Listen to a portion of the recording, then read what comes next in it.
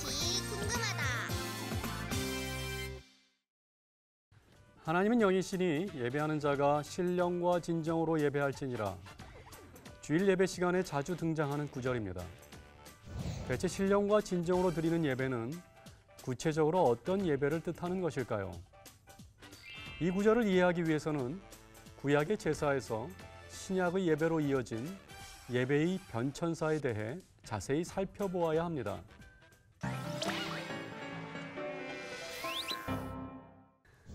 우리 하나님 여호와는 오직 유일한 여호와시니 너는 마음을 다하고 뜻을 다하고 힘을 다하여 내 하나님 여호와를 사랑하라. 이 말씀은 하나님이 인간을 창조하시고 그 인간이 무엇을 하기를 원하시는지 보여주는 대표적인 본문입니다. 구약시대 하나님에 대한 사랑을 표현하기 위한 대표적인 행위는 바로 예배였습니다. 그리하여 오직 한 분 여호와를 예배하기 위해 하나님의 지시에 따라 이스라엘 백성은 성막을 짓게 되었는데요. 성막 안에는 예배를 위한 성소와 십계명을 간수하기 위한 법궤도 만들게 하셨죠. 그 안에서 제사장은 일정한 예식을 통해 하나님과 대면하고 회중들에게 하나님이 주신 말씀을 전달하는 역할을 수행하였습니다. 그리고 이후 다윗은 하나님을 위해 성전을 건축할 계획을 품었는데요. 결국 아들인 솔로몬을 통해 완성이 되었습니다. 새로 지어진 장엄한 성전과 더불어 제사의 의식도 발전하게 되었는데요. 즉 무교절, 칠칠절, 초막절과 같은 대표적인 절기를 중심하여 백성들은 예루살렘에 올라와 희생 제물을 드리며 여호와 앞에서 즐거워하는 일이 이루어졌습니다. 그러나 시간이 흐르면서 외형적인 의식에만 집중하게 되자 아모스, 호세와 같은 선지자들이 비로소 목소리를 높이게 됩니다. 나는 인애를 원하고 제사를 원치 아니하며 번제보다 하나님을 아는 것을 원하노라.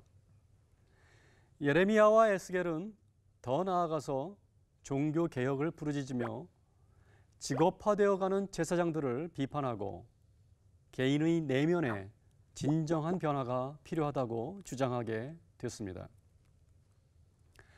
그 후 바벨론에 의해 예루살렘이 함락되고 솔로몬 성전이 파괴되자 회당이라고 하는 예배의 새로운 중심지가 나타나기 시작했습니다.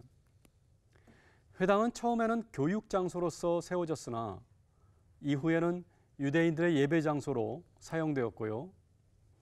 회당 예배는 성전 예배와 달리 교육적이고 교훈적인 요소가 주를 이루며 덜 형식적인 예배로 진행되었습니다.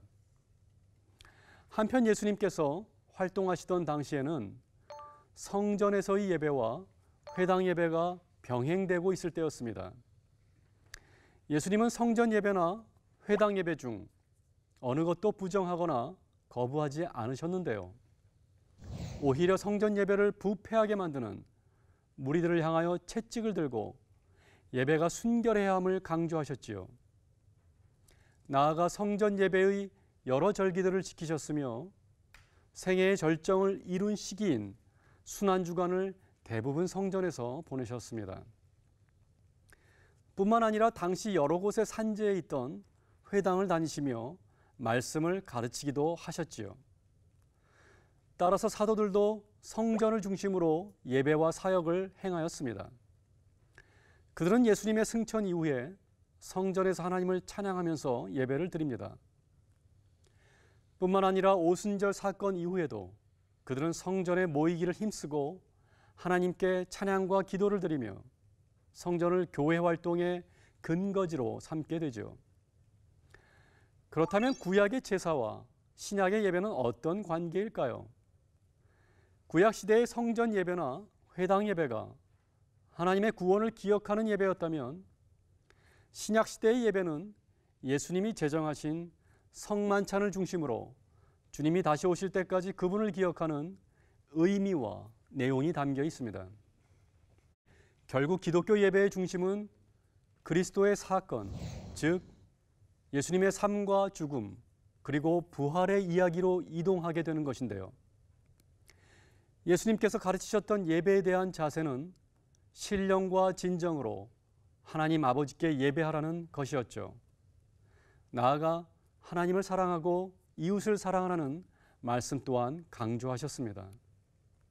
한편 초대교회의 예배는 말씀을 중심으로 한 회당 예배와 성찬을 중심으로 한 다락방 예전이 균형을 이루고 있었는데요. 사도들의 말씀을 듣고 떡을 함께 나누는 이상적인 예배 공동체의 모습이었습니다. 그러나 종교개혁 이후 기독교는 이성과 합리성을 강조하는 근대주의와 함께 언어의 종교, 가르침의 종교, 설명과 이해의 종교를 지향하며 설교를 지나치게 강조하는 예배 형태로 발전되었는데요. 한국교회도 예외는 아니었습니다.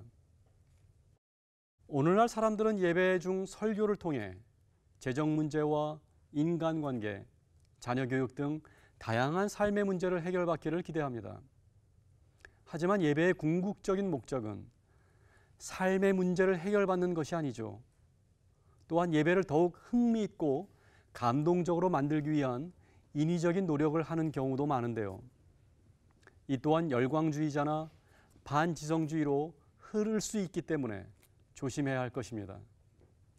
하나님이 자신을 인간에게 주시며 인간이 자신을 하나님께 드리는 놀라운 은혜의 예식인 성찬도 더 이상 소홀히 여겨져서는 안 되겠습니다. 말씀과 성찬이 균형 잡힌 예배로 회복이 요구되는 것이죠.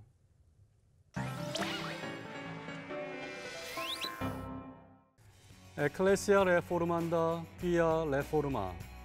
교회는 개혁되었습니다. 그러므로 계속해서 개혁되어야 한다. 이것이 17세기 개신교회가 개혁을 위하여 내세운 표어였습니다. 이 표어처럼 한국의 교회도 그리스도를 올바로 예배하기 위해 끊임없이 노력하고 변화하는 것이 필요하겠습니다.